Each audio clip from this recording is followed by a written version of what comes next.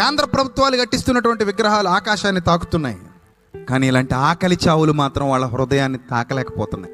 మట్టి తిని చచ్చిపోతున్న పిల్లలు మట్టిలో కలిసిపోతుంటే మట్టితో చేసిన బొమ్మలు మాత్రం ఆకాశానికి ఎక్కిపోతున్నాయి. ఆహా, ఎంత అద్భుతంగా అభివృద్ధి చెందుతోంది మన దేశం! ఎంత అద్భుతంగా అభివృద్ధి చెందుతోందండి మన దేశం! ఇది నిజమైన అభివృద్ధి అంటే, ఇది నిజమైన అభివృద్ధి. డిజిటల్ ఇండియా, స్వచ్ఛ భారత్ బాగుంది. విగ్రహాలను పాలతో తడుపుతున్నారు, మరి ఎండిపోతున్న పసిగొంతుల మాట ఏంటి? అందుకే పాటలో రాసిన అనాథ పిల్లల పాటలో, పావుకు కూడా పాలు పోసే భక్తులున్న దేశం మంది, ఆలయాల కోసం గుడుల కోసం కోట్ల రూపాయలు ఖర్చు చేసే దేశం మంది,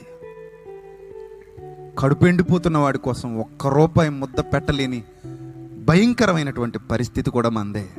నా జాతి ప్రజలు ఆకలితో అలమటించిపోతున్నారు, రోగాలతో చచ్చిపోతున్నారు.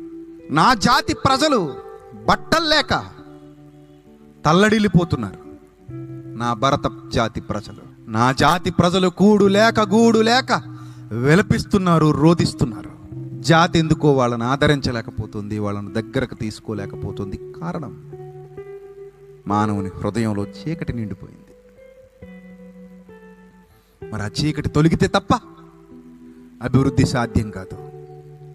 ఆ చీకటి వెళ్ళిపోతే తప్ప ఎదుటివాడికి మేలు జరగదు.